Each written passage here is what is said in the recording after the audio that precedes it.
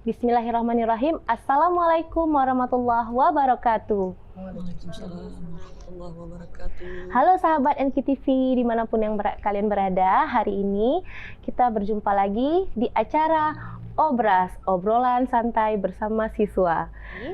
Pada hari ini kita juga kedatangan tamu yang sangat spesial, yang luar biasa juga seperti yang lain, yaitu Hafna Hanifatun Nisa Zarmi. Ya benar Kak ya? Halo semuanya. Ya, dipanggil siapa Kak? Panjang nih soalnya namanya. Oh, Nifa biasanya. Biasanya dipanggil Nifa. Iya. Baik Kak Nifa. Kak Nifa sekarang kelas berapa Kakak? Kelas 6. Kelas 6. Kelas 6 di sekolah? SDIK Nurul Quran. SDIK Nurul Quran. Nah, hari ini Kak Nifa ditemani oleh bunda tercintanya. Siapa nama bunda? Ifrida Karmi. Bunda Ifrida ya. Oke, Bunda gimana kabarnya Bunda? Alhamdulillah sehat. Alhamdulillah sehat. Kakak gimana? Sehat, Alhamdulillah sehat. Masih puasa hari ini? puasa. Masih kuat Masya masih ya? Allah. Iya, insya Allah kuat ya. Nifa ini adalah salah satu siswa yang pernah mendapatkan juara pada cabang lomba cerdas cermat. Benar Kak? Iya, cerdas cermat benar.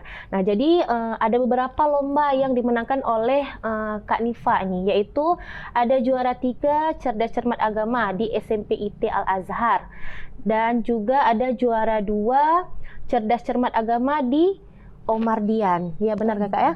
Ya, dan juga pernah juara 1 di setiap lomba CC pada FCR. FCR itu adalah kegiatan Festival Cinta Rasul yang kita adakan di sekolah. Benar Bunda ya? Iya. Ya benar Kakak. Oke. Nah, jadi berarti Kakak di sini prestasinya itu adalah cerdas cermat.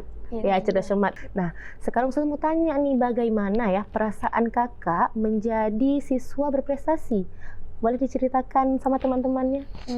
Perasaan saya ketika dibilang salah satu siswa yang berprestasi di SDIK cukup senang. Alhamdulillah semuanya berkat pertolongan Allah. Iya. Mantap sekali, berkat pertolongan Allah, dan itu juga tidak luput dari peran orang tua di rumah pastinya ya. Nah, terus selain pelajaran agama, pelajaran apa lagi tuh yang Kakak sukai? Ada nggak? Mungkin yang paling Selain agama, saya Kak Nifa tuh suka IPA sama MTK. Suka IPA sama MTK ya. Berarti suka sains lah ini bilangnya ya. Kenapa sih kok bisa Kakak suka pelajaran IPA? Bukannya itu kayaknya sulit, habis itu apalagi matematika, kan berhitung-hitung tuh. Kenapa kok bisa suka? IPA tuh karena saya lebih tertarik dengan alam, tentang kehidupan hewan, manusia. Kalau MTK kan hitung-hitung tuh, tambah-tambah kurang-kurang. Jadi kalau betul itu jawabannya kayak senang sekali. Gitu. Selesai gamenya gitu. Oh iya, rasanya kita kayak memecahkan suatu teka-teki gitu Kak ya. Oke, berarti ini Ustazah mau tanya juga nih, Kakak kan di sekolah ada ikut ekskul yang lain seperti itu? Ekskul yang ada di sekolah? Ada. Klub cerdas cermat. Oke, gimana, menyenangkan nggak belajar di situ? Menyenangkan Ustazah. Menyenangkan ya. Senang kali kalau bisa jawab soal-soal yang dilontarkan oleh pembuat soal, panitianya. Oke, mantap sekali Kakak. Nah, untuk Bunda nih, Bunda, Kak Nifa kan suka belajar, ya kan? Suka juga menjawab soal seperti yang dijawab sama Kak Nifa tadi. Nah, bagaimana sih Bunda mengasuh Kak Nifa di rumah, di kehidupan sehari-hari? Sebenarnya kita nggak ada yang standar yang baku ya. Cuman pola kita itu merunut pada Imam Ali bin Abi Thalib. Ya. Dia kan ada 3 fase pengasuhan anak ya. 0 sampai 7 perlakukan anak sebagai raja. 7 sampai 14 perlakukan dia sebagai tawanan. 14 tahun ke atas perlakukan dia sebagai sahabat. Jadi mungkin dalam fase-fase itu kita sama ayahnya tuh sepakat ya. 07 itu kasih sayang. Anak itu bebas, maksudnya bebas dalam aturan. Kita arahkan agama tapi tidak ada tuntutan di situ. Ya kalau dia mau belajar sambil bermain silahkan, kita ajak belajar pun tidak mau, ya tidak apa-apa. Kita maksimalkan. Jadi alhamdulillah ayahnya mau mendukung di fase 0-7. Jadi sebenarnya apa yang diraih Kak Nifa selama ini lebih ke fase awal kita dulu, baik di rumah atau saat kita bawa anak sama kita bekerja. Karena kan kondisinya kami di sini nggak ada yang membantu di rumah. Jadi kita bawa anak di fase 07 tahun itu fase dia memang kita servis habis, baik dalam ilmu atau dalam mau dia main kita ajak main, kita mau bermain dengan dia. Jadi maksimal anak-anak pendidikan di 0-7 itu maksimal. Jadi dia serap penuh. Yang kami rasakan itu Kak Nifa itu dia suka membaca, suka matematika, suka sains ketika dia mulai bisa merangkai huruf menjadi kata-kata. Dia sanggup menghabiskan buku-buku sirah nabawiyah di umur yang sangat belia. Masya Allah sekali. Kita kan dulu nggak mau kan, kami kira dia suka belajar, suka membaca tuh karena gambar. Ternyata enggak, waktu merinding kami kan. Dia menghabiskan sirah nabawiyah tuh bisa setengah dalam semalam. Dia sanggup gitu. Dengan bacaan-bacaan tulisan-tulisan itu aja, tulisan Bunda. yang kecil-kecil tanpa gambar. Dia memang kalau bukan apa memang kudrahnya Allah ya. Makanya seperti kami bilang kudrahnya Allah, dia suka membaca ketika dia bisa merangkai kata menjadi kalimat, atau merangkai huruf menjadi kata dan kata jadi kalimat. Di situ dia suka membaca. Masya Allah, Kak Nifa ya.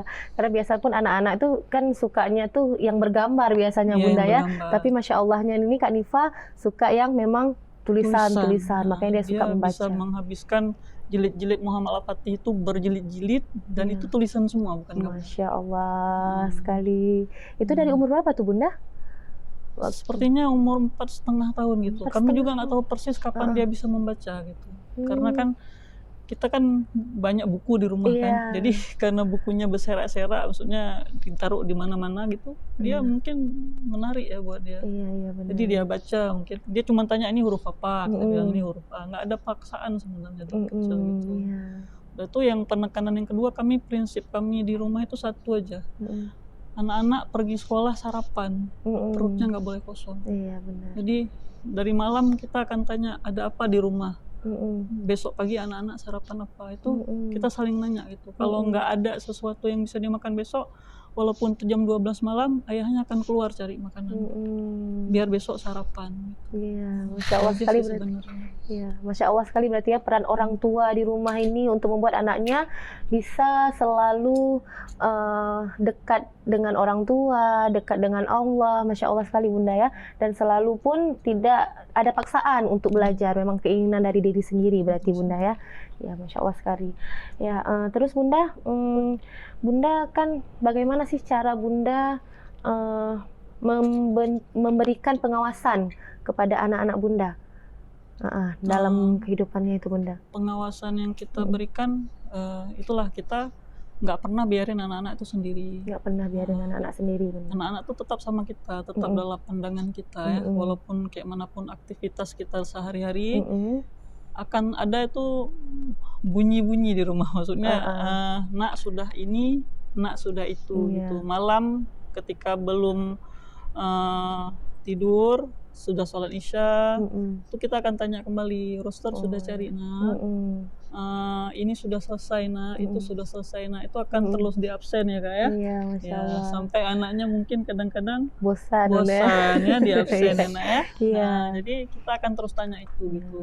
Jadi yang kedua, pola kita mengasuh anak itu,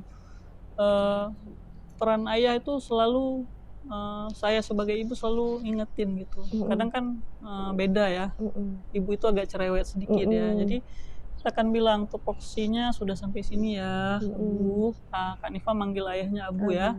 Abu, Kak Umi sudah ini, sudah ini. Tolong Abu ingatkan ini ya. Karena memang beda ya ketika ibu mengingatkan, anak-anak mungkin agak bagaimana gitu ya, sudah sering diulang-ulang sama ibu. Jadi kata-kata ibu itu seperti angin yang berdesir di telinga ya, kadang masuk telinga kanan, keluar telinga kiri. Tapi kan kalau istilahnya ustadz parenting, ada satu ustadz parenting tapi lupa namanya.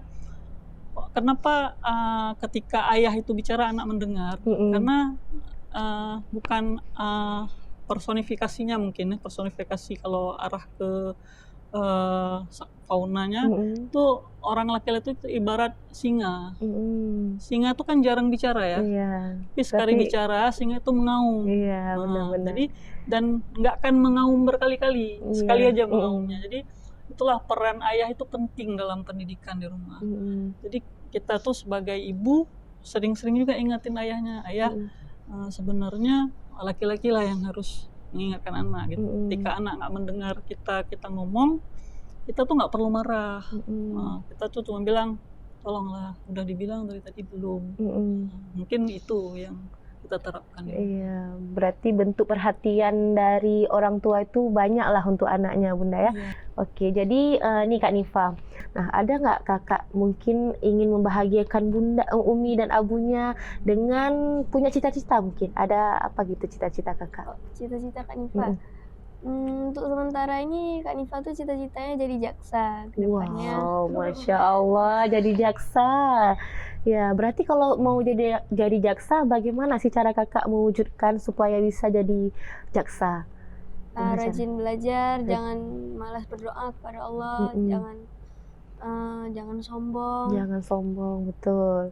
Pokoknya kalaupun kita udah berada di atas, kita tidak boleh sombong gitu Kak ya. Walaupun kita udah pintar, kita harus tetap belajar dan juga berusaha. Dan jangan lupa berdoa. Mantap, itu ada dia. Satu lagi Ustazah yang sering diulang, mungkin tambahan sedikit. Karena di atas langit masih ada langit. Iya, benar sekali. Di atas langit masih ada langit. Nggak ada yang benar-benar milik kita. Iya, benar. Tidak ada yang abadi ya Bunda ya. Oke. Nah, jadi Kak Nifa kan ada nggak pola belajarnya di rumah tuh bagaimana? Pola belajar Kak di rumah sebenarnya nggak ada yang khusus. Cuman pas berada di sekolah baru mendengarkan materi itu betul-betul serius saat Ustazah menyampaikan materi. Jadi ketika selesai buat latihan, mencatat yang di papan tulis, itu buat rangkuman sendiri, tulis apa-apa aja yang jadi intisari. Jadi ketika mendekati ulangan atau hari ujian, rangkuman itu yang dibaca, nggak usah susah-susah nyari yang lain lagi di buku. Oh iya, berarti kan dengan cara biar bisa dengan mudah belajar itu, jadi kita melihat rangkuman itu aja, nggak perlu lihat banyak-banyak lagi, seperti itu ya. Oke, biar mantap sekali berarti Kak. Nah, jadi satu lagi nih buat kakak, apa sih harapan kakak ke depannya? Gitu, harapan Kak ke depannya membahagiakan orang tua, menjadi orang yang baik akhlaknya dan juga sukses di dunia akhirat. Amin ya rabbal alamin. Kalau Bunda mungkin ada yang mau disampaikan gitu harapan untuk Kak Nifa? Sebenarnya yang perlu kami sampaikan di sini terima kasih banyak ya pada Ustadz dan Ustazah yang telah mendidik Kak Nifa dengan baik, mengayomi Kak Nifa dengan ketulusannya, mengingatkan Kak Nifa yang anak-anak ya pasti ada mengulang-ulang kesalahan. Hari ini kita ingatkan, besok itu lagi yang dia buat. Jadi terima kasih banyak kepada Ustadz Ustazah yang telah mendidik Kak Nifa. Pasti ini adalah pertama pertolongan Allah dan kebaikan hati Ustadz Ustazah. Kita titipkan anak di sini kan dengan harapan gayanya sama dengan di rumah kan. Benar. Dan alhamdulillah bersambut gitu kan. Kami juga minta maaf dengan segala kekurangan kami dalam mendukung support kami untuk pendidikan anak kami di sekolah. Hanya Allah yang bisa membalas kebaikan jasa Ustadz Ustazah dengan keberkahan hidup, kebahagiaan di dunia dan akhirat. Amin, amin ya rabbal alamin. Ada kata-kata untuk Bunda, untuk Uminya mungkin Kakak terakhir nih sebelum kita tutup. Kak Nifa mungkin jarang bilang ke Umi sama Abu kalau kakak sayang sama Kak Nifa, sayang sama Umi sama Abu. Karena menurut kakak tuh ucapan nggak akan membuktikan semuanya, tapi dibuktikan dengan tindakan. Mantap sekali ya, mantap, tepuk tangan dulu untuk Kak Nifa. Ya, kata-kata yang hebat sekali itu ya. Ya, jangan cuman berucap aja, tetapi kita harus bertindak juga seperti itu, bukti nyata, hasil nyata gitu ya. Nah, terima kasih saya ucapkan kepada Bunda, kepada Kak Nifa udah datang ke sini, udah mau sharing sama teman-teman semuanya. Nah, jadi saya mohon maaf juga, mungkin ada salah-salah kata sama Bunda, sama Kak Nifa ya. Jadi teman-teman semuanya, hanya ini saja yang bisa kita tampilkan pada acara Obras. Jika ada salah-salah kata, saya selaku host memohon maaf. Saya akhiri. Assalamualaikum warahmatullahi wabarakatuh.